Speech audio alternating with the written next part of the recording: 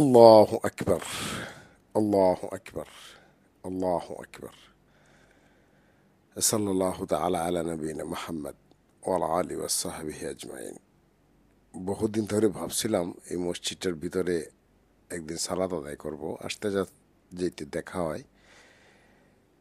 Actually মসজিদের বাহিরটা দেখে মনে হচ্ছিল যেন ভিতরে একটা খুব সৌন্দর্য বা দৃষ্টি আকর্ষণ, দৃষ্টিনন্দন কিছু একটা অনুভব করেছিলাম। যেমনটা করেছিলাম ঠিক তেমনটাই পাইলাম।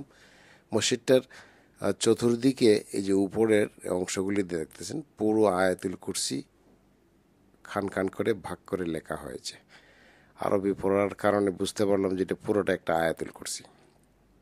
মাঝখানের যে ঝাড়বাতিটা অত্যন্ত সুন্দর এবং গোল্ডেন কালারের, খুবই এক্সাইটিং দেখার মতো।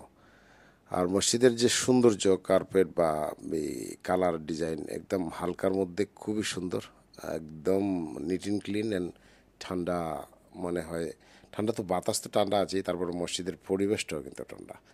লাইটগুলো সুন্দর একটা ফ্যান্সি অ্যান্ড ইউনিক করে রাখা হয়েছে।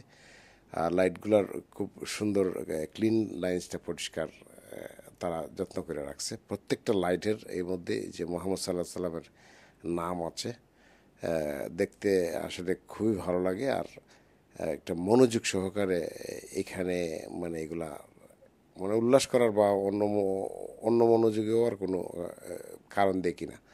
পাশে রাখা আছে সুন্দর করে বসার সিস্টেম, মানে কোরআন তেলাওয়াত করার, বড় মানুষ, বয়স্ক মানুষ, ল্যাংড়া মানুষ যারা আছে, মানে তাবান যারা আছে তাদের জন্য বিশেষ ফ্যাসিলিটি করা আছে। তো প্রত্যেকটা লাইটের মধ্যে কিন্তু মোহাম্মদ সাল্লাল্লাহু আলাইহি ওয়াসাল্লামের নাম থাকাতে আমার কাছে খুবই ভালো লাগলো, এক্সাইটিং। অ্যাকচুয়ালি ভিডিও করার সময় ভাবছিলাম যে কেউ কিছু বলবো, দেখে যারা ইমাম সাহেব, খতিব সাহেব কেউ কিছু বলে নাই। বেরিয়ে আসলাম পেট্রোল পাম্পের পাশে, আবু হালিফা মন্তাকার ভিতরে এই মসজিদটি, 30 নম্বর রোডের। সিটিতে যাইতে হাতের ডান দিকে পড়ে, ফাইলে গেলে হাতের বাম দিকে। তো আজকের এই মাগরিবের সালাদটা এদিকে 30 নম্বর দিয়ে যাচ্ছিলাম, তো সময় হইল, পরে ভাবলাম যে আজকের এই সুযোগটা কাজে লাগিয়ে নেই। গাড়িতে কিছু হাওয়া দিলাম পিছনের দিয়ে চাক্কায়, সালাদটা সেরে নিলাম।